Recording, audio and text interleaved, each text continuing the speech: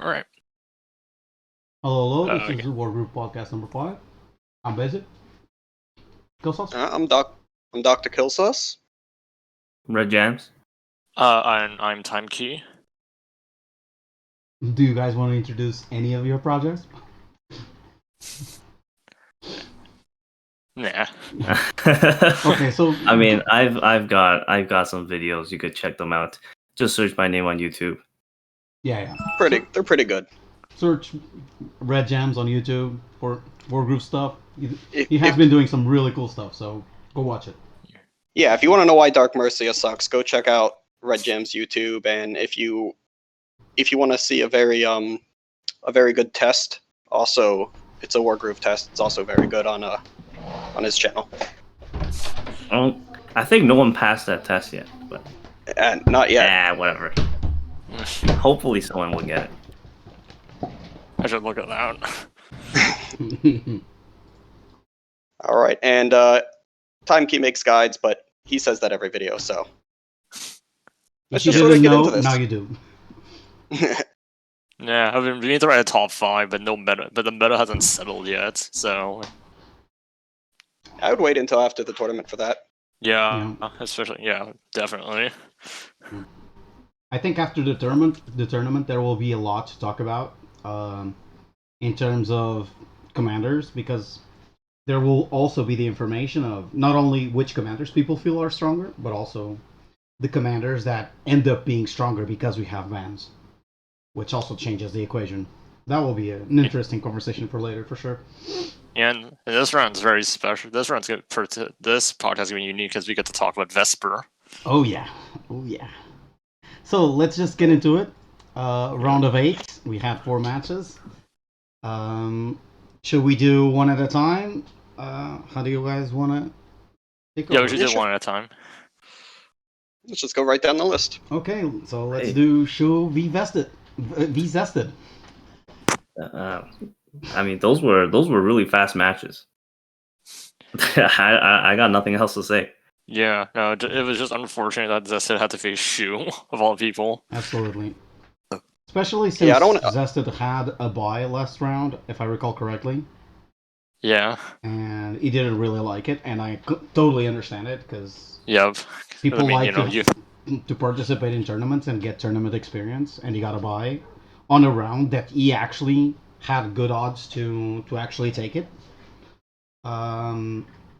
And unfortunately, that game he didn't play, and the person he got after it was one of the contenders to win it all, so that was not happy.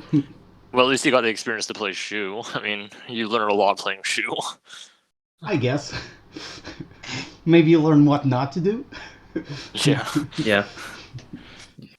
I mean, that's mainly what this game is about, learning what not to do. It's like, not that you've had the chance to fight Zeronix, but like playing Zeronix is an amazing learning experience. It is. Zeronix is it's eye-opening when you play him. He punishes everything.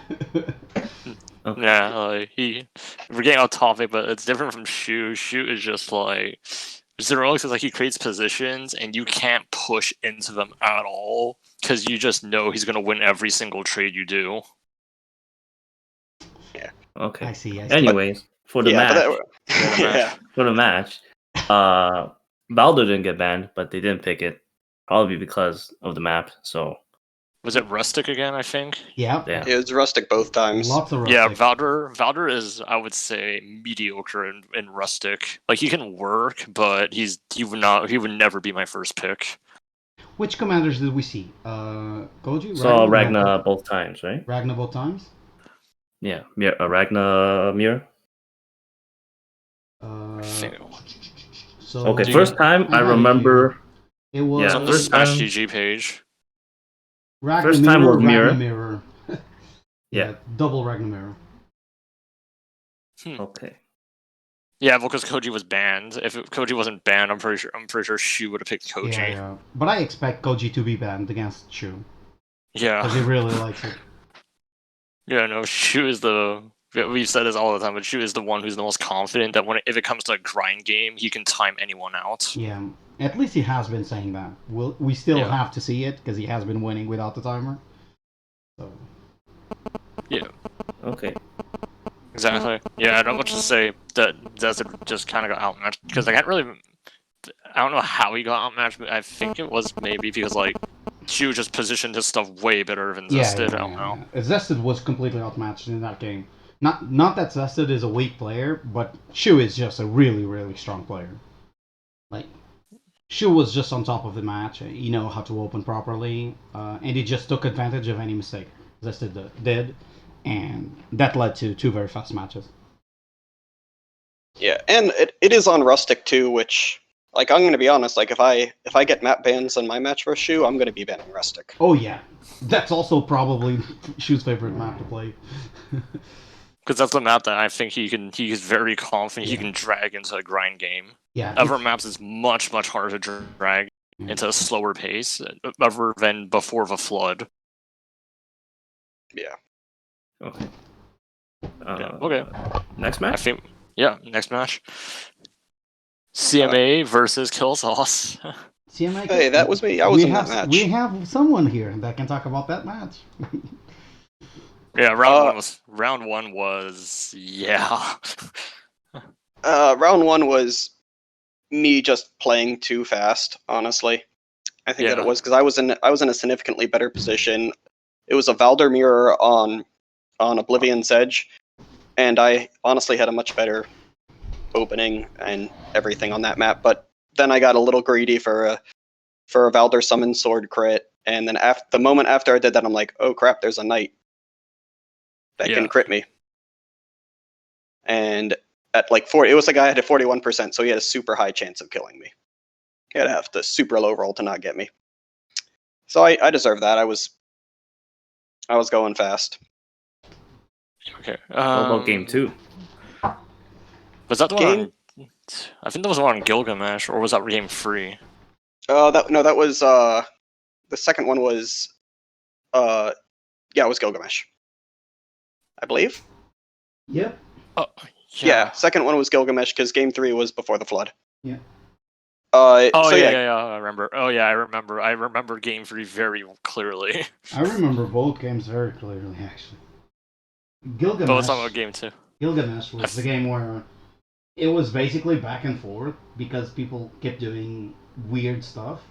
Like at the start, Killsauce started ahead and then decided on the left side to gift a knight and a mage. So he got really back I remember in the game. Oh yeah, I remember. CMA was playing Koji and Killsauce was playing Ragna. I remember that now. Then, like the weirdest play was when he got Koji Groove and Killsauce basically traded his witch. Yeah, he sent just a witch straight up. Yeah. Yep. But some people Master Mass said that was a bad trade, but I defend that as a good trade. I think it was because it let you put Ragna. Yeah, because his bombs. It's if you don't play Koji, you're like, why would you do that? But his bombs really stop you from putting your commander where you want to, because Koji opens up so many lethal opportunities. Yep. And also, it's an impossible wall to break. So without the witch one shot, was just I'm like, I will trade this. But I built that witch ahead of time, knowing that it was about to get groove, and that I knew I'd immediately be trading my witch for a bomb. Yeah, because it lets you Ragna groove near Koji. Because if you didn't do that, Koji can just go low. I just bomb you and I just surround you and you're dead. There's also the fact that you're trading a unit for essentially half the power of the groove. So it's actually not that bad of a trade, especially because you're playing Ragnar and your groove ends up being so effective, right? So yeah, and the other part of it too is that I was playing Ragnar, and I'm like, if I do manage to keep a witch, like Ragnar groove with Hex is very synergetic. So past that, I think CMA made a few. He made a opening mistake and didn't do like what's considered the optimal opening, and so he was kind of far behind that. So when I was like pushing the left side and threw those units away, I was in my head that I'm like, yeah, I'm ahead. I can afford some inefficient trades, not realizing that he could balloon over spears and just kill all my stuff. Did CMA not contest the side villages quick enough, or? Yeah, he wasn't. The problem with his opening on Gilgamesh is that he went left with the commander. Oh yeah. And he went left with the commander. I'm sorry, guys, but it's not good because you he can went just to go. For everyone listening in, the way you go straight middle, is you still go right like everybody else, but instead of capturing the second village, the one after the river, you just move your commander to the center, capture that center village with your normal soldier, and fully heal your commander on top of it. And that gives you access to the middle, full health. Going to the left side, you get there with one less village and less HP. It's really inefficient. And that's what CMA did, unfortunately. And the thing is, he healed too early, so he couldn't get his he couldn't build his mage on the turn when you're supposed to build it to crit the corner village. It's because he went left. It's all because he went left. It's just not really that good. Right. Yeah. He just put himself behind, but he did recover fairly well from it. He was just behind from it. Yeah, if you do what Bazik does, it forces your opponent to turbo a dragon, or else your commander just sits in the middle and just bullies your villages. Yeah. I actually like to go middle on Gilgamesh a lot. Because Turbo Dragon will shut down your push, but you basically force your opponent to spend 1250 gold when they really want to be spending it on something else. While you're making a golem, you're forcing the other guy to make a dragon. And then you just pump mages, and that dragon is just there.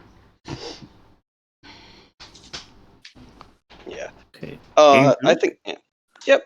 Well, and I think there was some discussion about how he might have had a lethal when he got his groove. I remember that. But I don't think he had his lethal, because the turn he got his groove, I specifically healed Ragna up to full, didn't even do anything with her. I just Yeah, no, don't if he had a lethal, I didn't see it. Yeah, it would have been very contrived. And then I think maybe at the very end he put his commander on a road, and every time somebody puts their commander on the road, I just start thinking, all right, how do I kill him? Oh yeah. Yeah. Because the road just guarantees so many good rolls. It just increases the damage you take by 10%. And usually that's more than enough. Yeah, and there's less variance too. Because on a plane, you can just get trolled by a 1%. Because you have that tiny defense that can just contribute to getting bad rolls. It's for those people that are hearing and don't see the whole problem, it increases the amount of suicides you have available to you, for example. And that alone can swing the difference between killing or not the commander. So be very careful when you put the commander on the road, because it really makes you a lot susceptible to a lot more lethal opportunities out of your opponents. Yeah, not just dragons. It's not just dragons, yeah. But if there's a dragon on the map, do not put your commander on a road. Whatever you do not. Even if the dragon isn't in range of the commander, just don't do it. Just get in the habit of it. Get in the habit of not placing your commander on roads if there's a dragon on the map. All right. I mean, I think we can move to game 3. That one sort of just ended how it should have. That was a very interesting game when that one move happened. But that corner before the flood. Well, which move? Which of when the I moves? surrounded him? The moment I surrounded him. Yep. Because CMA tried to contest the bottom water village, and then Killsauce just went in on the surround. Well, that is something I'm pretty sure CMA could have gone out of it, but then he just chose to be stuck in the corner.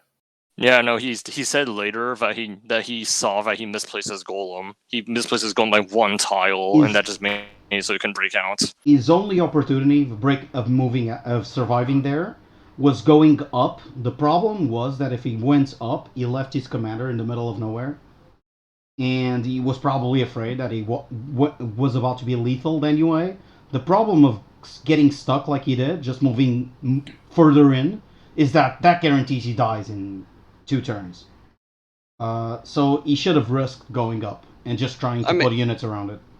But yeah, I think though, the problem is if he risks going up too. I actually had knights in place to crit the spot, not where the commander would be, but where the blocker units would be. Yeah, I know. That's what I'm saying. He was just going to lose his whole army. So in essence, the moment the surround happened, even if he had any escape opportunities, even if he survived out of it, he was over. Yeah, I agree. I completely agree with that. But he might have not died there. That's the only point.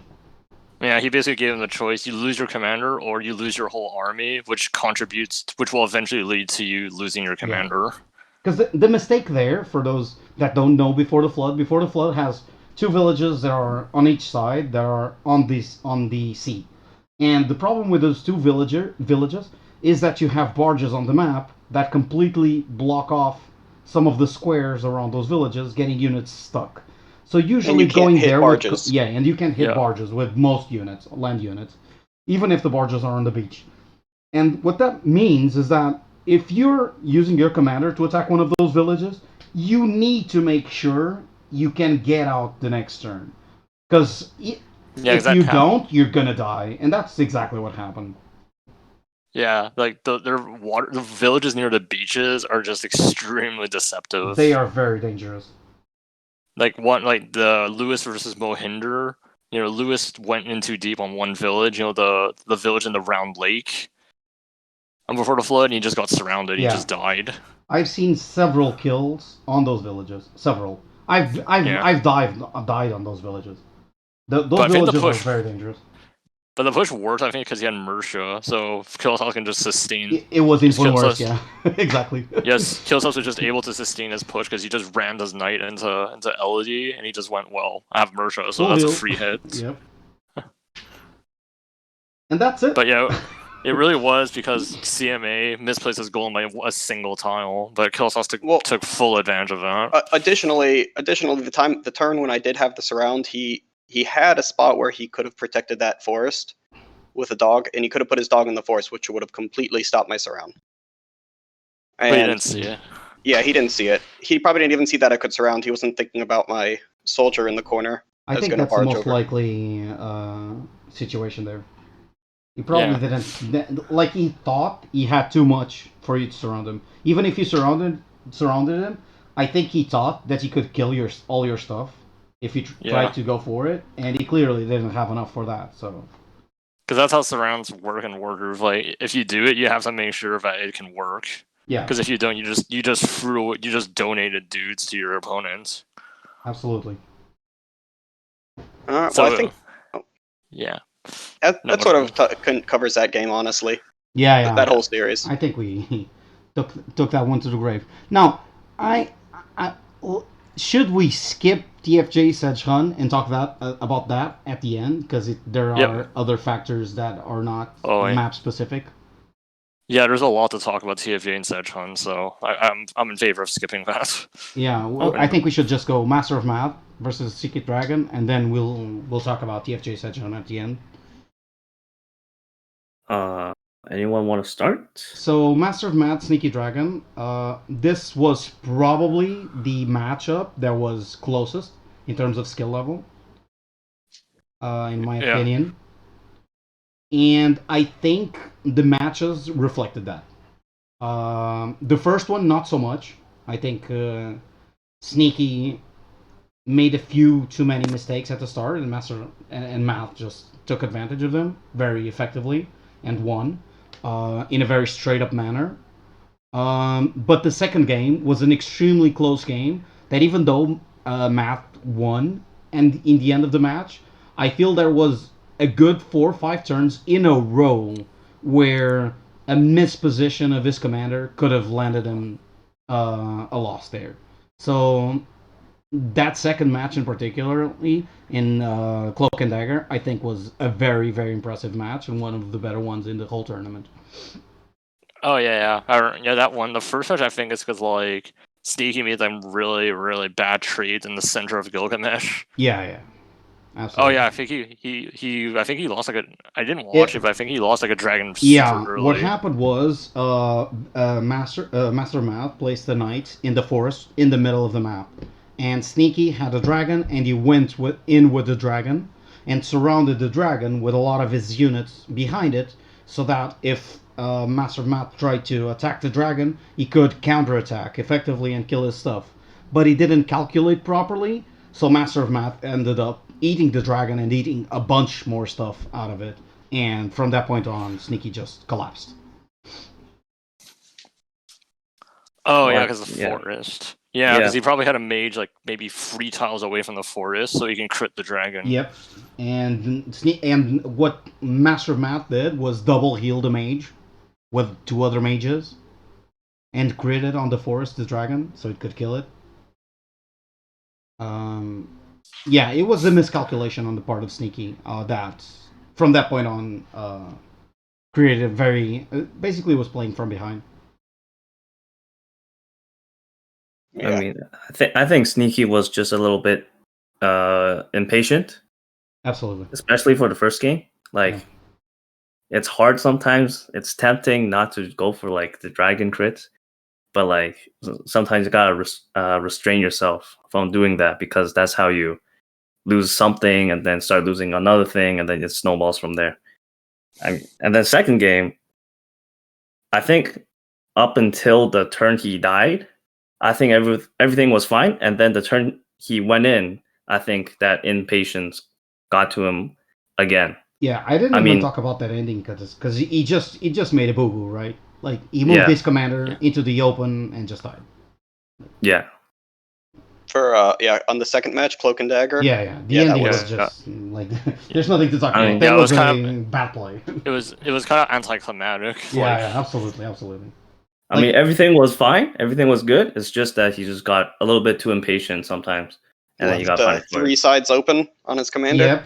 Yeah. In a plains, yeah. Not even a forest or a mountain. In the plains, 3 sides open. Yeah. But that game 2 is also special because we had Vesper.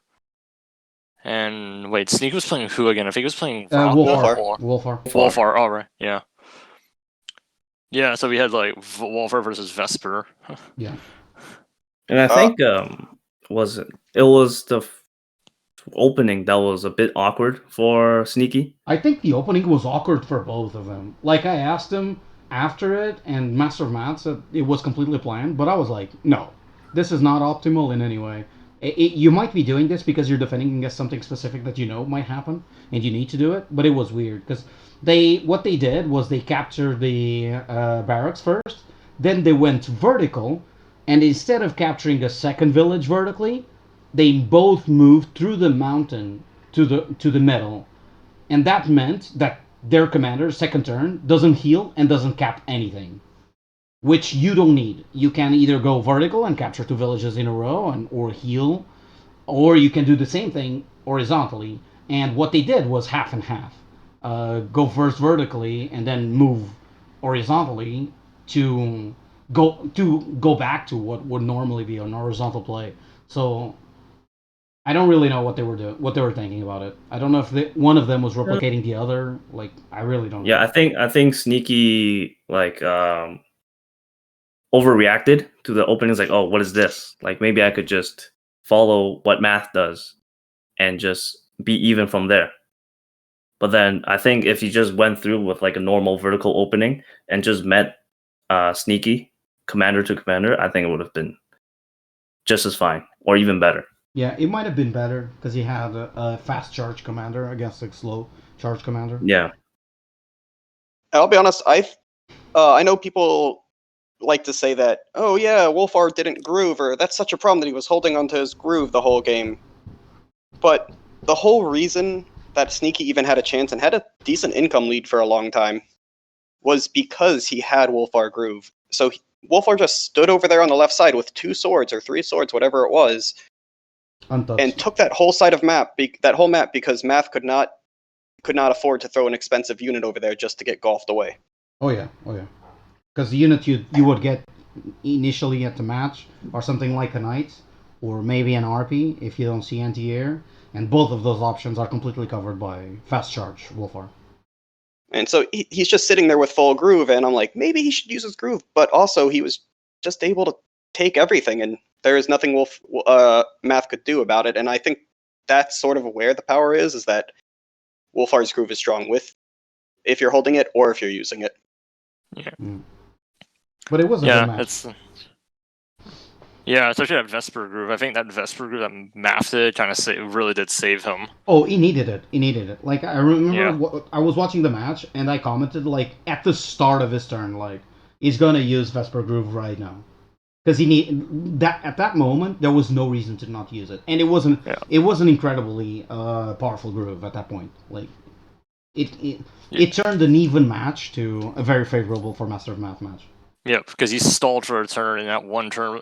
That one turn he bought for himself was all that he needed. And he killed a bunch of stuff, and he reclaimed position. Like that groove, when you have a good opportunity to use it, it's an incredible groove. That's for sure. And that sort of ended that. I think Sneaky did have a good chance of winning that game, but as it ended, and he didn't. I don't think it was a surprising result anyway. I think Master of Math is the superior player, to be fair. But I think Sneaky fought really well, and they provided excellent matches. They're both congratulations to both players. I mean, the one complaint go on. Sorry, it's like just a moment ago you said that the skill matchup was pretty even, and then now you're saying Math is a superior player. I said that was the closest match in skill. Okay, I mean, it's not the same thing. I didn't say they were even; they were closest. I mean, CMA. Killsauce? What? Yeah. What? What? He just made some pretty bad mistakes, you know. Shots fired! Shots fired! Okay, I'm obviously kidding. But anyway, yeah. Then we can move on to... Let's go to TFJ session. This probably is actually the more even-ish match, but... Yeah. Because we have TFJ, I'm not ready to say because we have TFJ, who's basically kind of an unknown in the community, other than, like, he was mostly well-known for modding stuff. As a modder, and then we have Sedgehun, who's actually very well known in the competitive Wargoove community. Yeah. And once again has been doing very good this tournament. Yeah. Very good results. We got to the best of 8. Yeah. And this is one that I think was the result that TFG winning was kind of unexpected. Yes. This was the only one that went out of the... Yeah. Especially, like, round 1 was... What was it on again? Oh yeah, it was on. I think it was on Before the Flood. Yep. Yeah, it was on Before the Flood. Yeah, it was on Before the Flood, where I remember both of them. I think Sed went vertical barge. Yep. And they both went vertical. I actually asked at the time if like this is the new version, right? Where if one goes horizontal and you go. If one goes horizontal and the other goes vertical, the horizontal always gets first. And I was told that is the case. So them both going vertical was definitely a mistake on both players' parts.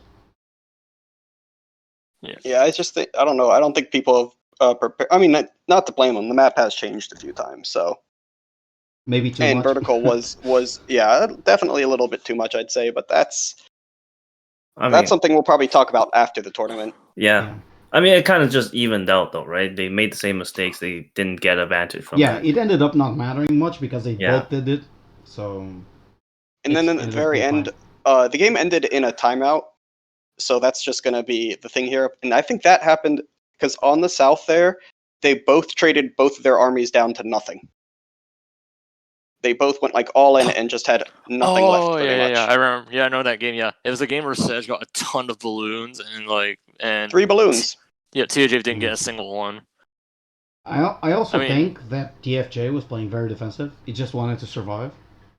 He didn't want to get lethal at all. But he just let Sedge do whatever he wanted with his balloons. Yeah, so like we saw that. It made the games go super long because Sedge couldn't close at all. And the games never ended. They just kept going. Yeah. I think someone pointed out that TFJ had lethal at the end, but then everyone was just trying to, end their turn as fast as possible. So I don't blame anyone for missing any lethals there. Oh, yeah. Because your heart's probably racing so fast. Yeah, when you get to that point, it becomes kind of annoying. Yeah, because like you don't have time to calculate lethals when you're about to time out. Yeah. Right. Game 2? Yeah, but Sedge won though. Yeah, that one also. Same thing? Same story? Yeah, that's probably your favorite game because it actually ended in a timeout. And this is one of the cases where the person who timed out was actually in an advantage. It has happened before, and it will happen again. But this wasn't like headphone versus like I will be a ninja. I think Yeah. where headphone timed out because he completely forgot about the timer. Yeah. These two players here knew they had a timer. I think both cases are bad for the I forget. game. I forget what led to that though. But I remember in game 2 you know what led to it is that they were playing on Iranian Labyrinth. Yeah, that too. But I think if it was like Sedge was actually winning. Well, Sedge, if it was like on a longer timer, there would be no doubt that Sedge would just close the game out. Oh, yeah, I remember what happened. It's because they pushed for HQ, and then I think it was TFJ just managed to shut. I think TFJ managed to completely shut down the push, or maybe I'm mixing it up. I mean, regardless, the game sort of just ended in timer, and I think at the point when the time ran out, there was. I mean, not when the time ran out, but when it got to about like 2 minutes left on the timer, they just started making the very timer rush plays, like just building dragons. And honestly, I think, and I was watching Sedge too, and like Sedge does not, like even though he had a time advantage for a little bit, I think on that, but he just kept moving units that weren't going to do anything. Like in the clutch timer situation. So yeah, of course the timer running out isn't a good situation at all, but even then I don't think they played it out right. Like when you're down to 2 minutes, like at some point you just say, all right, well if they're not going to kill, if I'm not dying on a front, you literally just stop moving units on that front and just save up your money and build a dragon.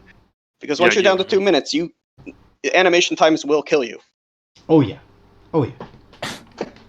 Right. Yeah, but really just ended, I think, because like the one player, I think, no, it was TFJ's HQ push just completely failed on Sedge. Like Sedge just shut that down, so TFJ had no way of winning ever in timeout. Yeah, and and then it became a end turn fest, and Sedge ran out of time. Yep. He used his clock and fell out of time. Then TFJ and Sedge TFJ is in they played the next day because TFJ is like in Korean Standard Time, and it was like 2 a.m. in the morning for him, so he went to sleep. Yeah, which made sense. Mm-hmm. Yeah, and then they played their next match, which honestly was a much better match, I'd say. Yeah, it was much better. Absolutely. And yeah, this is also another special match. Not because Sedge was banned, because we saw Vesper. We saw again Vesper Wolfar. But we did see that banning Sedge and Ragnar out of Sedge definitely made a difference because Sedge was Sedge was not playing well. Especially Ragnar. Yeah. He definitely weakened him. Yeah, because I think Sedge definitely likes Ragnar because he kind of plays similar. It plays similar to Sedge. Tenry being banned I'm looking at a ban. That's surprising. That looks like I think that was TFJ ban because if you look at this, it says Tenry, Ragnar, Sedge, Caesar. So wait, yeah. So no, that would have been a Sedge ban. Sedge probably banned Tenry and Caesar. Yeah. It's a weirder ban. Wait, do you ban commanders before you see the map, or? No. It's after you see the map. Okay. Okay, so that's a weird ban because I mean, Tenry doesn't really do much on Gilgamesh. He probably didn't know what to ban out of TFJ. Yeah, because people really don't know what TFJ likes to play, I guess. I mean, TFJ was the one that did Tenry Treb that one time, but once again, Gilgamesh doesn't have Tenry Treb as an option. Yeah. So I guess that's probably because Sedge Gifford doesn't know what Vesper can do, and that was really shown in this game where he left his HQ way too open. Yeah. He also played Wolfar and didn't do anything with Wolfar. I think he picked Wolfar because Wolfar is a strong character, and that's it. Yeah, there was no plan around it. Like he didn't change how he plays at all. And Wolfar doesn't work like that. Wolfar, you need to the word people use is usually pluses, right? And Wolfar needs to keep getting pluses because it's a fast charge, and he doesn't have a Ragnar charge like in the late game where it changes the whole map. No, you just keep getting advantages, and you need to keep using those advantages to gain more advantages over and over, and he didn't do that. at all. Because or else you suffer from Mersha syndrome. Yep. Yeah, because Mersha syndrome, for those who don't know, because Mersha is a strong commander, but at high level play, you'll often see that she never uses her groove because she just sits on it. But because she just sits on her groove the entire game, because that's kind of that's ironically the most optimal way to use Mersha. Yeah, just force them to not be able to make any trades unless they can kill. Yep. I think it was just matchup inexperience because Yeah. Absolutely. not many people play Vesper, so you're not gonna play against Vesper. Played against Yeah. What Sedge did is something that when you don't play against Vesper, you will do it because you're like, oh yeah, my HQ's fine. Yeah, if he goes in and hits my HQ, I'll be fine because I'll just go and kill his units. Stuff, yeah. Yeah, and then he couldn't kill stuff. Yep, because then Vesper just makes her units unkillable. And specifically golems, because like a golem can hit an HQ like 3 times and it dies. Yeah, like and generally exactly in almost all situations. He also made a mistake when he was defending, because he forgot to do damage to the full HP golem. So then he could actually replace the already hurt golem with the full HP one that was behind. So he didn't deal with it even after making the mistake of allowing the first golem to get near it. Even after that, it didn't behave properly. No, like he definitely did not respect Vesper groove enough. Yeah. Because the Vesper HQ is a very strong play that if it'll get you. Yeah, Sedge was definitely out of his element. Yeah. No, when I saw that HQ, I was like, oh boy, I can sense Vesper HQ coming. Yeah. Because I've had it done to me. So if anyone who has Vesper HQ just sees Vesper getting close to groove and they see something that can hit their HQ hard, they will respect that. Yeah. I like the analogy of saying that Vesper is the reverse Caesar. So Caesar allows you to play twice in a row, and Vesper allows you to play once, but then you don't allow the other guy to play, so you play twice in a row anyway. Exactly.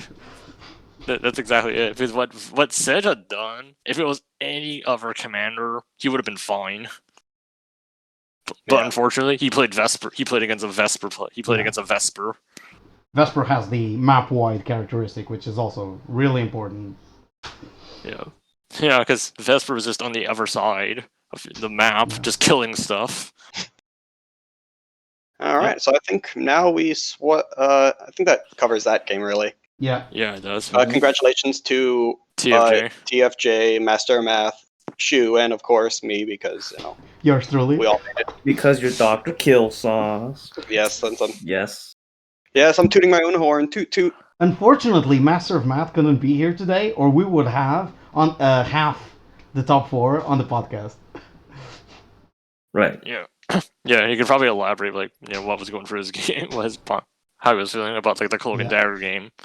It was definitely the most interesting match out of the bunch. I'm sure he'll listen to this later and then complain about our analysis of it. Yeah. Sure. This is what he was thinking. He's like, that's not what I was thinking at all. All right. Mm-hmm. So let's scroll down to these. So next page. Killsauce Shu. Killsauce, do you want to go first? All right. So I think I will confidently take at least one game off Shu. Okay, like before, right? Right. You have a history, yes. I've already taken a game off Shu. I already know his weakness. Weakness is he can't count to 6, and he gets hit by night crits. And I know I get hit by night crits too. But we both. So the trick is to spam knights, ban Rustic, ban Koji, and we'll go from there. So you cracked the code. Yeah. Okay. Because he's always going to ban Vesper Caesar. So okay, so you're still giving the win to Shu. You just think you're gonna take a match. I said there's I can get at least 1 win. So that means I might get 2. Right. Oh, okay. Because if you get you're one edging, win, you're edging. You don't want to say you're gonna win, but you also don't want to say you're gonna lose. Okay. I mean, if I'm being realistic, I definitely think Shu's a better player than me. So. Yeah. But if you get 1 win, then you get to round 3. I think if you win first match, I'm gonna be friendly. Yeah, I think if you win first match, you have a chance of taking the whole thing. Wait, you can ban. Wait. It's How that does it go simple. again for? Like I'm how's with it- you, where I think you can take a match off of him. The thing is, I think if you take the first match, you actually can take the whole thing. And also, I Right. think his strategy of trying to time people out, I don't think that's going to work on me. I mean, I can definitely keep up in speed like that in the match when I did beat him. And in I haven't gone yeah. into it much because there's another thing that I don't think people are. He himself evaluates properly, and that is because he's playing so fast. People that play against him know it, so they play faster. So the games end up never ending on a timeout because everyone's playing faster, including him. But because they play fast, they make more mistakes. So Yeah. So and Shu doesn't just play fast, but he doesn't make many mistakes, and that's the big thing. but he does make I some mean, I mistakes. disagree with that. He's almost been killed by a whole bunch of players just Yeah. Yeah. Exactly. Yeah, he has. from night crits. So that's the trick. He's lost Knights, a game knights, because knights. of it. Instead of Knights have building a been killed. golem, I'm building 2 knights. Just Well, kidding, night I'm building a golem. Night crits have been killing a lot of people. Night crits have been killing a lot of people, to be honest. Under No. pressure, they're sometimes hard to see. I'll be Yeah. serious. Sometimes I would say they're very hard to see. Because you have to count, and you don't have time It's to not count. just that you need to count. A lot of the night kills are nights that go through buildings, for example. Yeah. Sometimes you just a building is from your opponent, and you convert that building to decapped, and suddenly it opens a night crit, and you win the game. And we Yep. see that all the time, and it's very hard to see. It's very, very hard Yeah. to see. But yeah, wait, how's the map bans go again? Like, okay, one player bans a map, then they choose, and then Yeah, Map bans go is one player gets to ban 2 maps, and The then the other player next player picks. gets to choose one.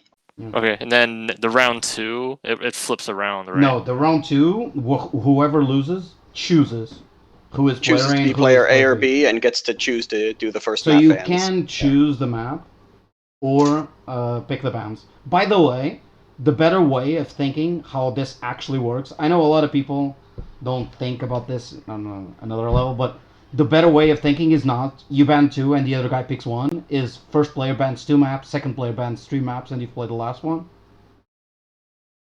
That's Yeah, actually true. what's happening. Yeah, that's true. Oh, okay, yeah, that's a good way of thinking it. Yeah. So yeah, you can't. Yeah, so you can actually not fight Shu on Rustic. Oh yeah, It's no, possible no, to- I will be banning Rustic. Rustic before the flood, because those are the grind. Iranian is grindy, but it's not like before the flood. Before the flood, I think it's really, really grindy. Yeah, Rustic is see. also We'll see really what I do. grindy. Yeah, but Rustic is the most obvious grindy map. Yeah. Hopefully, I don't even have to do the bans, and I just get to pick. So I'll just, Yeah. I'll pick a map that I feel more confident on. Yeah. Right. All right, so let's go to Master of Math TFJ. One's. I'm just gonna go on and say that I think Master of Math's gonna take it easy.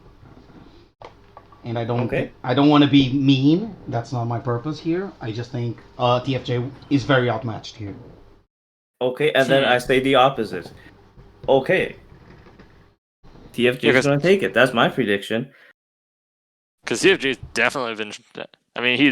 He's still had a strong showing.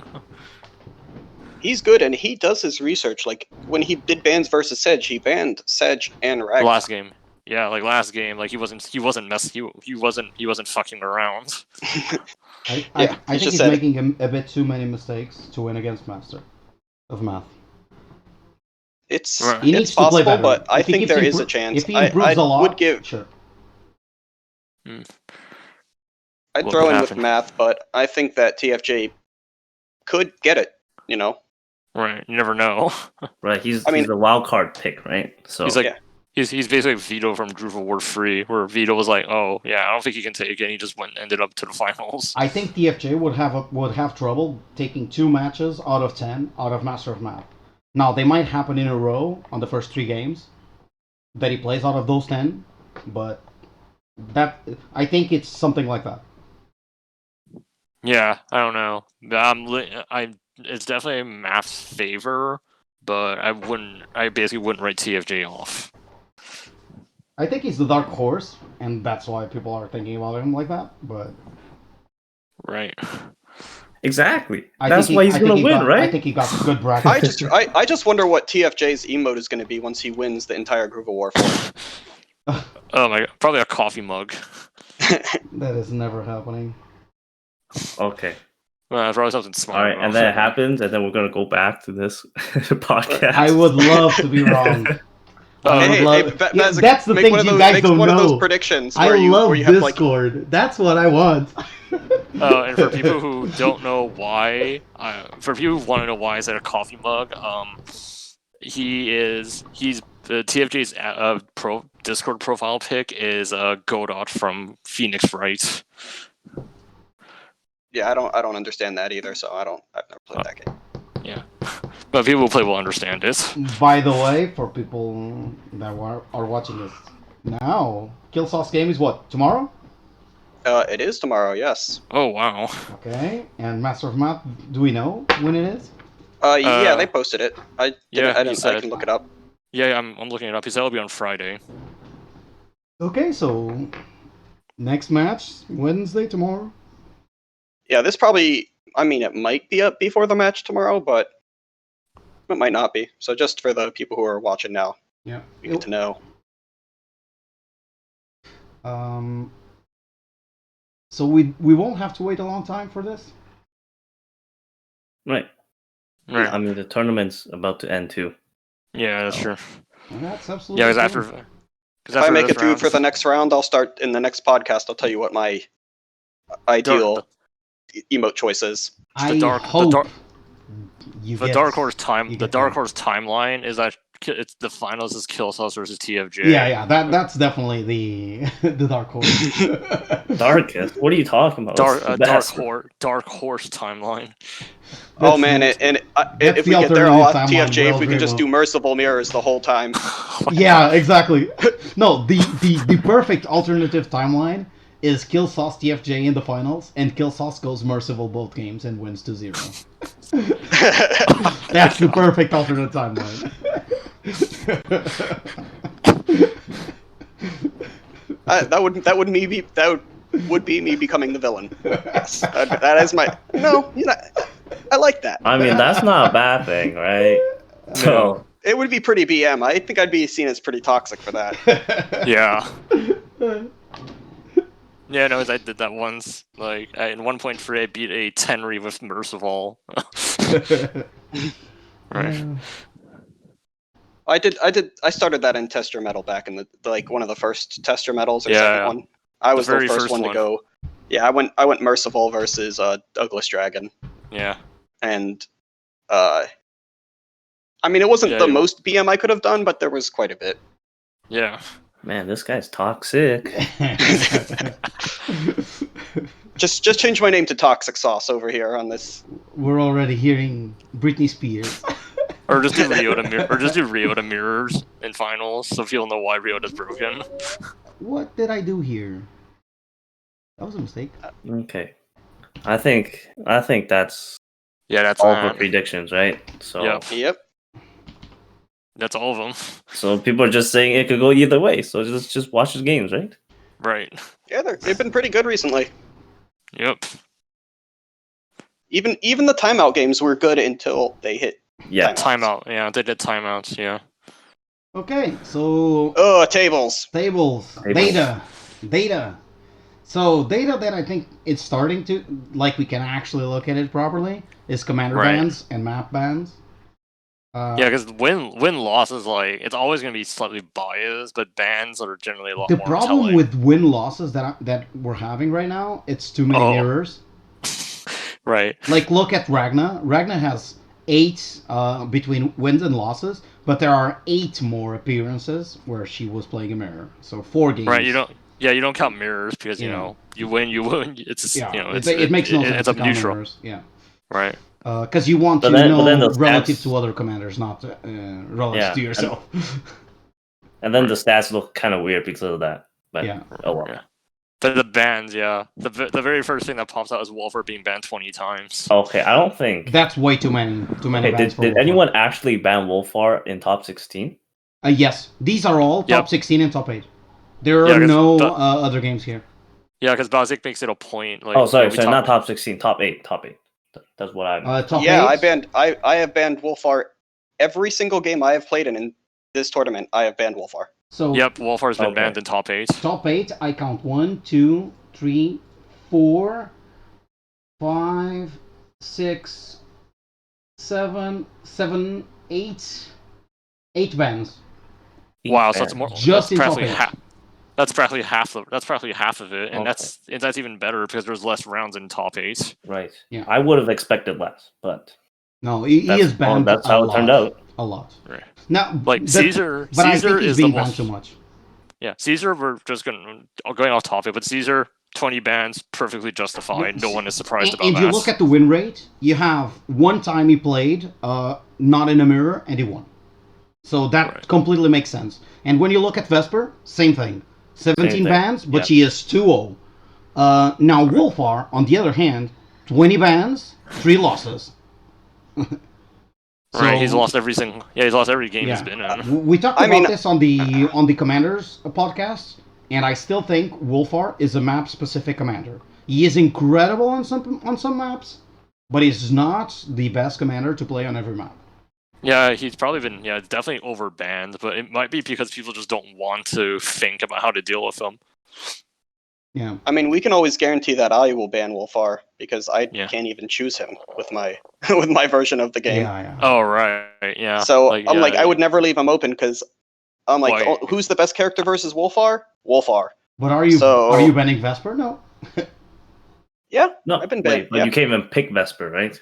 No, I yeah, can't. because you Yeah, can't pick. so- You can't pick the commanders. So I mean, I it's- don't think Shu's watching this, but Shu generally bans Vesper anyways, so I don't have to worry about that. Oh yeah, I think Shu is on record saying he will ban Vesper every time.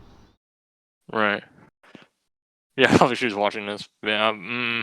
Actually, see, if you look at the bans from Shu v Zested, you see Caesar, Koji, Wolfar, Vesper, then Caesar, Koji, Wolfar, Vesper, and I think the Yeah, he bans always- were Shu banned Caesar and Vesper both times. Yeah, because like Yeah. as we saw, I mean, we saw it with his TFT versus Hedgehog. What Vesper can do if you don't account for her Yeah. groove. No, and they're both the commanders that can do that specific kind of stuff, where Even you don't Master look of at it Math. once and you just lose the game. Yeah, even Right. Master of Math, like he used it. He didn't use it super optimally because Vesper doesn't like using her groove as defensively, but it just It was bought still him enough incredible. time. It was still an It's still incredible bought- group, yeah. It Yeah. still bought him enough time. It wasn't like TFJ just he dropped groove and he practically can throw confetti at Sedge's face as well. Nothing you can do now. I win. Yep. So it's just two sides of the same coin. Yeah. Yep. The difference that's why- is Caesar is medium and he shouldn't. That's the Yeah. difference. You notice one. Yeah, like we have Jams talking about that. Yeah. Go watch Redjams video on it. I actually haven't seen that video yet, but Okay. I'm sure you're gonna style on me in our ranked match as you farm my elo, and I drop from first to last in the leaderboard. I mean, we could just drag it out, though, right? I mean, it's ASIC. Right. Yeah, Okay, yeah. Yeah. Either way. I'll wait until I lose some more elo, so you won't get that much off of me. True. By the way, Yeah, but I think the notes on these tables, to not get too much off topic, Yeah. Emmerich, 1 showing, 1 loss, no bans, so people really don't want to play him. There's a Terry? band right there. Yeah, there was Gets a lot of but that bans, but she played once and lost.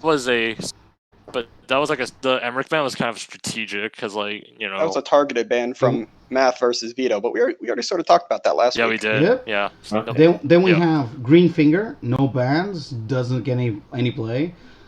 I'm pointing these specific commanders because like when we talked about it on the Commanders podcast, these were commanders that people said were good commanders, but they don't play in tournament play at high level. Why? Well, it's more because I mean, Well, it's because- just too hard, right? because Greenfinger's hard to play. Wait, there was a Green Finger game. That was the Or it TFJ versus Sedge Hunt. Oh yeah, there was. There was. Yeah, it was. Yeah, Greenfinger. was? He played Where? Greenfinger, and he didn't use him really that well either. Because it's hard, right? Imagine a fighting game. If you could press one button and you do a 40 hit combo compared to like another character where you need to shift your stick and press like 50 button hits What? just Yeah. to do that same 40 Guys, combo. What game are you saying you played? No, I'm just making this up, right? No, because TFJ versus Hedge on round 2, TFJ played Greenfinger. Yeah. So Greenfinger is like that character that Oh, does. round 2. Yeah, that doesn't matter. Yeah. So that But needs Math- that execution, but then super hard. So people No, just play that No, easy Map character. Lord was the Exactly. guy that was defending Greenfinger all the way to hell and back. But He has he's the never one who, played He also Greenfinger. admits that he needs to practice Greenfinger. Yeah, 'cause, yeah. Greenfinger is a very technical character. It kind of reminds me about the twins, where people say stuff like, "It can, I'm sure it can work. Like, I just need to practice and whatnot," but you never see it. Like, Wait, it's this twins? ethereal conversation. Yeah, twins have never been banned actually. Yeah, but Not in. They were banned once, I think. yeah. I think it was Shu versus Faded or something like Yeah, that. a long time ago. No, Yeah, I it was mean just in top 16 they weren't banned. Yeah, top 16, no bans. Okay. Huh, that's fair. Yeah. Tenri banned at 8. That's pretty surprising. Yeah, Terry I'm pretty is, sure that was is just- overbanned, in my opinion. I think it's just before the flood. I think people get paranoid. Yeah. Who is this? Ha ha ha ha ha ha ha ha. Tenri is just really strong on maps where she has access to traps. Toxic. Because I mean, we saw it. I think it was it Owlby? No, it wasn't Owlby and Ninja. I forget who it was. It was versus Sejhun. And we saw where Tenri just, this Sej had to respect the fact that Tenri can just plop a trap anywhere she wants. And that's kind of why the game took long. Yeah. I don't Honestly, remember that one. I mean, we don't need to have another commander discussion. That's Yeah. just Yeah, we don't. That's Yeah, but I don't think Tenri's- the other podcast is even up because it was so much arguing. So Oh yeah, poor Yeah. Psycho, yeah. yeah. No, I think the rest of I the don't think bans that's the are fine. problem. Yeah. I really don't understand. Like, Yeah, like Tenri is let's not go into map. it. We can go Yeah, into it Tenri's after like this is Tenri over. feels like a map. Tenri feels like a map dependent ban. Like people only ban her on certain maps. Other maps they don't care. I mean, I'm not trying to use any bans on Tenri personally. Yeah, like I mean, Valdra. even if she has a map she's good on, I just feel like that's not a Yeah. worthwhile ban. But then Yeah. the interesting thing is, if you look at the map bans, Before the Flood is the first, tied Whoa, with yeah, Cloak it's and true. Dagger. Cloak Right. and Dagger, I get it because Cloak and Dagger actually changed a lot. And so did Before the Flood. Right. So those two maps are banned the most, probably because People Not- don't want to learn them. yeah, no one is familiar with them, so they just don't Yeah. want to deal with it, right? I think these Yeah. bans map bans are all very clear. So Cloak and Dagger and Before the Flood are the maps that are more complicated because they had the most changes. They also Right. have very specific openings where Exactly. Yeah. in sometimes you outright lose just because you didn't know how to open Yeah, properly. Rustic Yeah. or Radiant are definitely because they're the biggest maps. Timeout. Yeah, Yeah, Yeah. timeout They're, land. they're Timeout. big grindy maps. Yeah. Yep, timeout land. And then Oblivion's Edge and Gilgamesh are just a better map, so they get less bans. Yeah. Yeah, I think mean, those I are the think- two best maps of the tournament. Yeah. I don't know. Gilgamesh is funny. People Well, just the- prefer yeah. square maps, I think. Yeah. Well, I in my opinion, Gilgamesh is by far the best map on the tournament. It's the one that creates the best games. Yeah, that's true. Fair.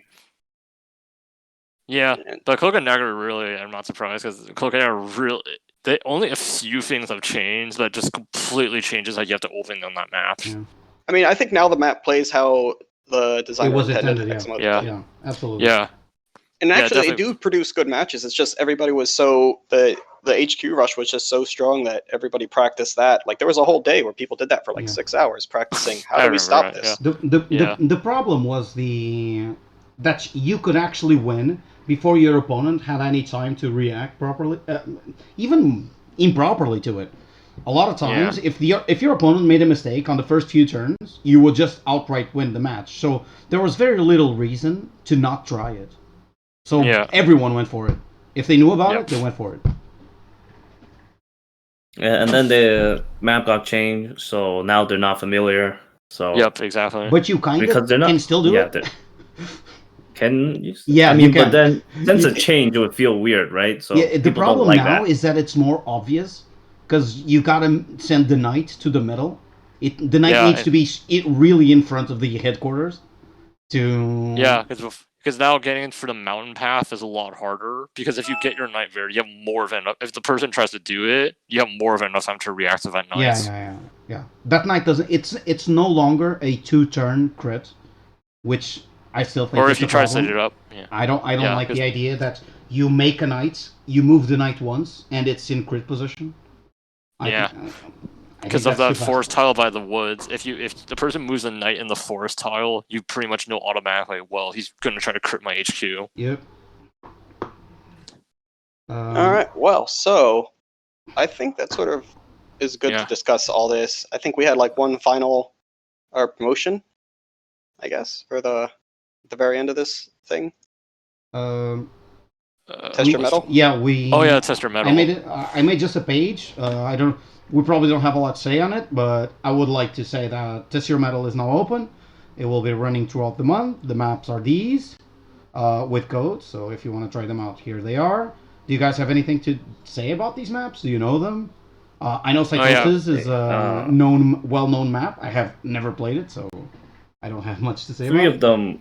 Three of them are returning maps from before.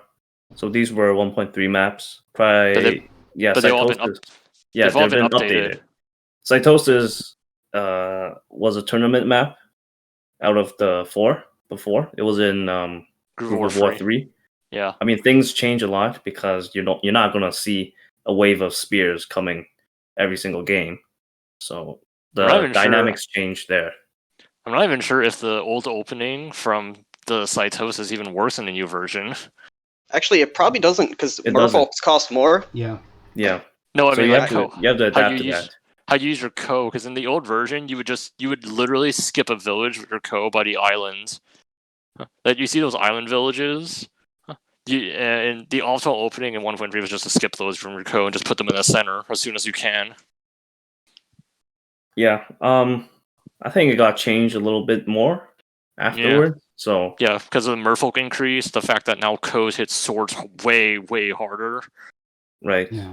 So you can't put a sword in front of your HQ and block it. Right. Because that was just give groove. Yep. Okay. Now, and also the HQs were moved back like 2 spaces, I believe, or 1 space. And that makes so they're harder to get to. And plus, no forced in front of it, so no mage crit. It was pretty scary for your headquarters to be that forward. Which is very interesting because that's the problem Cloak and Dagger have now, and Cloak and Dagger is a much more like it's a recent map. I think the main thing that happened with Cytosis that was too HQ rushy, and also when it was in tournament, Nuru wasn't banned, and Nuru just had a cheese on the map, and it was just Nuru was the best HQ rusher in the game. No, because on Cytosis, your income wraps up really quickly, and in 1.3, Trebs were 900, so you only needed the magic 1800 to get a Treb in the center. Yeah, makes sense. And if you go into Cytosis 1.3 with I'm going to Nuru Treb my opponent, your opponent can't do anything to stop you. Yeah. Right. And but then one good thing about this map compared to like Cloak and Dagger is that the barracks close to your enemy's headquarters is gated by a barge, so your opponent will be able to see, okay, that person's making a giant, making a knight, he's sending it over on the HQ side, so you can see it coming because that barge takes 1 turn. Also, of course, Treb Balloon is no longer a thing. Not that Treb Balloon was super popular in Cytosis, but it was a thing that could happen. But so that's no longer an option. It also increased the ability to do trebuchets because then by then you could use Caesar to do it too, right? Right. Yeah. But Caesar's banned. So Caesar's banned. We don't have to worry about that. Oh yeah. Important to note, Caesar is banned with Ryota and Nuru. Right.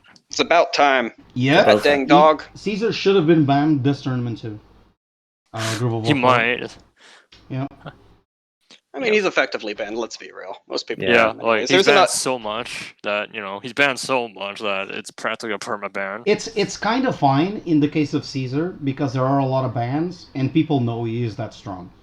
So no one's caught by surprise when it happens. I think in some cases, like Loveless case, people overestimated their abilities, I guess. Yeah, that was a really wonky season. Hey, we're talking about these maps here. Yeah, okay. Moving on. Yeah. Port It's Island like- Warfare. Port Island Panic. That's not Panic. Warfare. It's definitely. I called them out on this. This is Port Island Panic version 3.2. All right, like you should see my download list of Port Island Panic. Oh my see? god. Yeah. It's like 2 pages long. So people don't like Yeah. this map, is that it? No, people like it's just it's a joke that Faded keeps updating Make- Port Island Panic just a little bit every time, and he keeps updating the version numbers. And like in your It's map the- folder, you'll just see a It's ton of like them. it's like the Resident Evil 4 of competitive Okay. maps when Wargoove. Yeah. I actually never played this that many times. I So- have, so There Yeah, there no. are significant changes on it too, though. and for people who don't know, this is the Port Island Warfare is actually a quick play map. Well, an older version of this was a quick play map. It's called the Symphony C. Okay, that's where I saw it then. Because I Yeah. knew I had seen this map, but I didn't know where. It's Well, just it's that not- Then it This was one in has quick like play. there's a little bit more space for naval. There isn't any flagstone on the middle island anymore. no trebs are possible to build either. No flagstone anywhere? I don't like No. that. Oh, that's true. There's no flagstone. It's not that bad, is it? No, Harpoon ships do control air pretty well, so Yeah. No. What I mean by no flagstone anywhere is because Wolfar is a thing right now. I think all maps should have at least one square of flagstone on each side of the map. there's water. Oh, Yeah, you I mean, can't but then- you but then- can't kill flying units with Wolfar. We don't need to nerf air units more. Yeah. You hate air units too? That's not a nerf to air units. That's a nerf to Wolfar.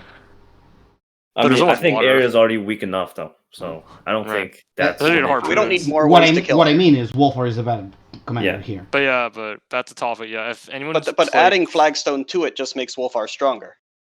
Yeah. Oh yeah. 'Cause The then thing you is, kill- like, I don't think Wolfar needs. Like, some people say that Wolfar should be medium. I don't agree.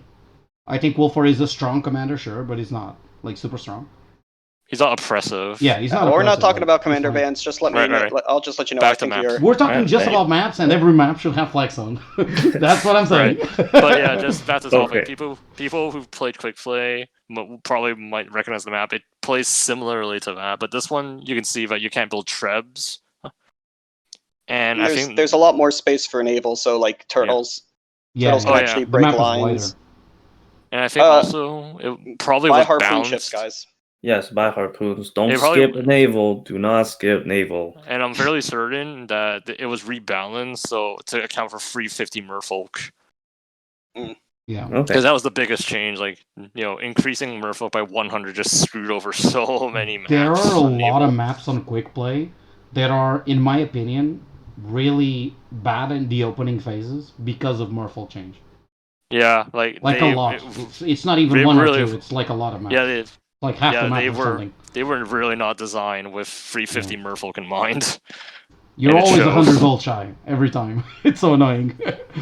I mean, but then you just have to adapt to it, right? Of course, it's playable. That's why I said the opening phase. It's specifically Yeah. just the first like 3 or 4 turns that becomes super weird. But yeah, no, like Port Island Warfare has a very big naval presence because of harpoons. All right. So So, yeah, what's Alright, the let's other go to map? this next naval that map was played here. before. Oh, Forgotten speaking of Battlefield? naval, after the flood, and harpoons are banned. Which of these 2 maps that are missing was already an old map? All of them. all of them are old 3 of maps. them.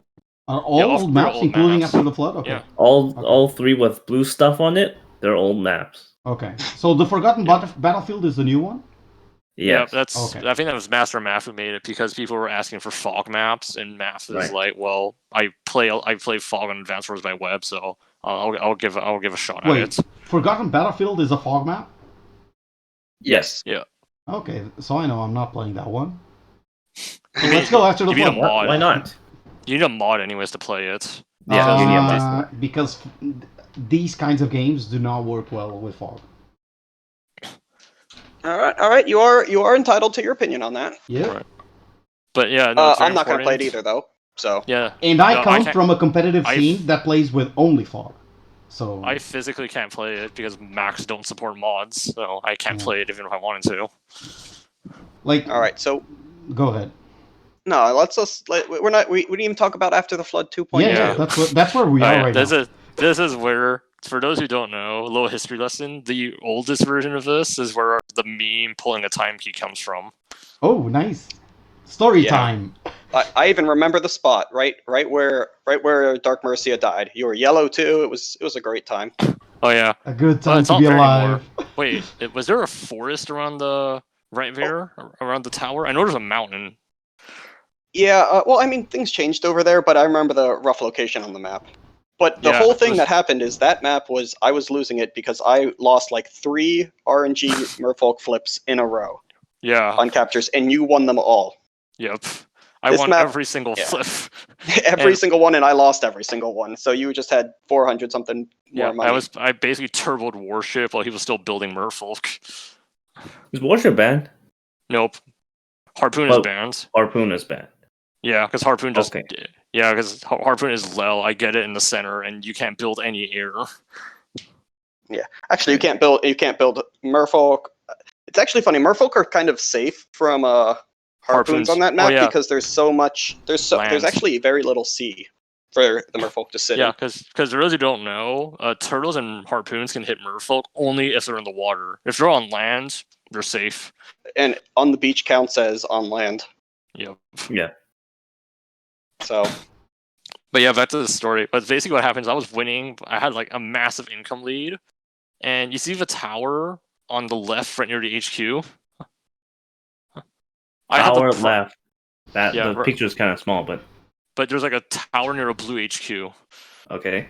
Yeah, I had the bright idea to push Dark Mercia into that tower without any backup. Okay, and then you died. Then he died. He just surrounded my Dark Mercia because I was like, oh, my groove can bust me out of it, and it didn't. Nope. And then I managed to win that game. It wasn't like a serious game or anything, but that was just... That's where it happened. And it wasn't the first time he's pulled a time key. It was just the first time we made it a thing. Yeah, it was just funny because I was just so ahead on income. But yeah, After the Flood is just a very naval heavy... It's also another naval heavy map. Oh, it's actually... This is one of the few maps where I would recommend from the times I've played it, you can actually justify skipping barracks builds on this map. Oh yeah, because naval's so strong. There's almost nowhere to put your land units once you have enough to cover your sides, so it's sort of just a naval push with land units for some income. So I know we say never skip barracks builds, but you can actually pull it off on After the Flood. Yeah, I would agree on that. And I think Faded also talked about how he likes having 2 towers because it lets you decide where you want to build your witches. Yeah. All right, and this last map here, Forgotten Battlefield. So yeah, we mentioned it. You have to be on PC to be able to join this bracket, and you have to be able to. Yeah, you have to do the mod. It's a mod. It's using Armagon, who's a Wargoove dev. He has a fog mod that they might be trying to push as the actual changes to fog in an update. Right. Yeah. And we're going to be playing with it. The map isn't very decorated because I don't think that's something Master Math cares about. Nope. And you'll wonder what all those bridges are, because people keep asking, where are these bridges? It's so there's 0 defense tiles, but you don't get dragon crits on them. Yep, because dragon crits are on roads, but bridges aren't roads, so you get normal damage for dragons. So for anyone who didn't check out the fog mod, like right now, fog is kind of busted because all the villages give like 6 sight, and once you capture your villages after the opening, you just see half of the map, and then afterwards you're just spamming dogs trying to get vision because no one wants to engage without dogs. But now with the fog change, everything's reduced to like 1 or 2, so it's you're actually blind. Yeah, so unit count's very important because if you have less dudes, you see less because you have less vision overall. Yeah. And also one thing to notice of the map is that there aren't that many woods, so dogs aren't as powerful. Right, but then you would rather go in with a dog than a knight first, right? Yeah. And one thing is because all these units have high movement and low sight, I don't know how that's going to play out, so I'm really excited on what the matches would look like. Right, because like, you know, before no one's really played competitive Fog. Or they played it, but not like this type. So it's more in Right. line with how it works in Advanced Wars Fog. Okay. Or well, at least with Vision, because like Vision, like all your tanks and stuff like that only had one Vision. Well, but then Advanced Wars was different because Yeah, Wargoove, exactly. you can actually get blocked. Yeah, Vision you can gets blocked right. by mountains and forests. But in Advanced Wars is just that radius you could see. And this is also why the map is so wide, because according to MapLore, the good Fog maps are open maps. They're not claustrophobic or choky. I don't know. Well- we have to see because the mod changes a lot of things. Yeah, I'm very interested to see games, and this will also be the first time that the Groove of War will upload Fog matches, which is to the YouTube, yeah. Yeah, which is worth talking about, by the way, how spectating Fog works. And that when you spectate Fog, you see what the current player is seeing. So it's going to be a little bit hard to track, I think. I mean, potentially there is a mod that you can do in its client side, so the person recording could turn on this mod that lets you get rid of Fog. But so while you're recording, ideally, when you're spectating, the kind of fog you want to see is a fog that just adds vision of both players, and whatever both players can see, you can see also. Yeah. I mean, it's not like StarCraft, so it's not like that changes anything though, because you only care about where your We're talking about are. spectating, right? So that doesn't have anything to do with StarCraft. You just want to know what both players know at all times when you're spectating. Yeah, exactly. Because that's what makes it fun to watch. Because if you just don't see Fog, it's hard to get into the mindset of the player. Like, wait, why are they moving the thing in this manner? But if you see with Fog, like, oh, we're moving in this manner because they think that maybe something's hiding there. It also makes good plays more impressive because you see a player moving a unit in a certain way, and you understand because you see what the other guy has, right? And you understand why that is actually good. And if you're only seeing one of the players because you have fog implemented, but when you spectate, you see it's because what you're seeing what the current player sees. Yeah. But since you're spectating, it switches sides. Yeah. So you get you see what both players see at the time. Yeah, eventually you'll get to see it anyway. But yeah, I guess it's better than nothing. But I think that's what it means is that I don't think you can I don't think maybe you'll see commentated Fog matches, but I'm not sure. That you can only do that after the match. Yeah. Yeah, and that's the problem. Like during the match, I can see it happening. Got it. But after a match, I don't know. It falls way too much in hindsight, and also it's just awkward as heck. Yeah, I mean, I think that I don't know if there's a rule about it, but if somebody joins this, like, you should be able to open up your tab and it should always say 0 spectators. Yeah, there might be a rule about that, but with Mons, yeah, definitely with Mon, especially that doesn't mod it. It's mandatory that you have 0 spectators at all times. Yeah. Because people like me that have 2 accounts, like I have on Switch and Steam, I could no, just enter with a second player. But you can't join on with Switch. You can't. You physically can't. I've tried it's easy to buy another Steam account. Like, come on. True. 2 copies of Wargoove. Whoa. Yeah, but I mean, it doesn't really count for anything, but still, I agree. You definitely need to make sure that until the game's finished, you got 0 spectators. All right. Yeah. Well, honestly, I think that's probably a good stopping point for today. Yeah, I think we covered everything we needed. But too long didn't listen. Yeah, all these maps are good, so you should.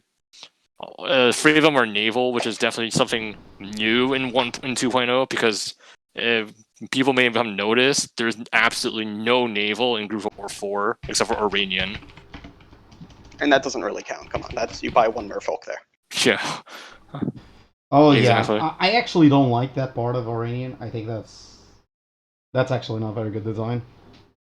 Yeah, I think the design was that people would break down the gate and actually get rifles out, but I mean, I never do that. I don't even attack the gate. I just send the merfolk immediately forward. Everyone that knows the map well does that. The thing is, there are 2 things that make that specific map feature not good there. One of them is that the gate, like you said, the gates. You don't care about the gate because the hideout is way too out of the way, and you can never make units useful there. The second part, which I think is the most relevant part, because there are maps where you can actually do this, is the fact that this is a map that actually plays long. You expect to do a lot of turns on this map. So losing some gold early on that you didn't recover because you captured the village early on is fine. If this was a map where a lot of times the game ends at like turn 8 because you didn't defend properly, then this could be a strategic decision where making that merfolk early would mean that you would have a lot of trouble defending. But because this is a map that is expected to go long, making that early sacrifice means nothing. So you always do it. Oh. I just noticed that the new After the Flood version has a hideout. Oh yeah. Which Yeah, is it's Yes, it good. does. Yes, Okay. it does. But it's positioned in a super weird way for sure. Yeah, it's hard to capture. Yeah. Right. You have to go out of your way, and you can't Right. capture it early. How That's much- true. So You need to I think to do what? Take a. I say we call it boat here, there? so it's Yeah. not any longer. Right. It's already been going on for like what? Around an 2 hour and a hours. half. Yeah. An hour and a Hour half. and a Okay. half. Not bad. I It's thought it was been just good. 1 hour. It's been good. Time flies when you're having fun, Yeah, right, guys? Yeah. Time keys Uh, when you're having fun, right? Ayo. Oh, and yeah, look at Toxic. I just went in the Group of War Discord and well, guess who's back? Oh, mercenary. All right. So I can see it. I've I'll see been that. your host today. My name is Bazik, and Okay, and I'm Killsauce. You could call me Toxic Killsauce With the sexy from voice. now on. I'm Redjams, but secretly I don't like calling myself Green Jams. I heard he's washed up. yeah, Green Gems is washed up, But watch his YouTube. and the last one's Timekey over there from Portugal. Oh yeah, I'm the only non-American. No, No. both Timekey and Wait, Redjam. wait. I'm the only American here. These Really? other two are Canadians. Yes. Oh, it's the same thing. What? Whoa, that's toxic. All right, let's sign off here. Sign off. Right. I just insulted a lot of people. Okay. Yeah. I mean, I don't really care about that, but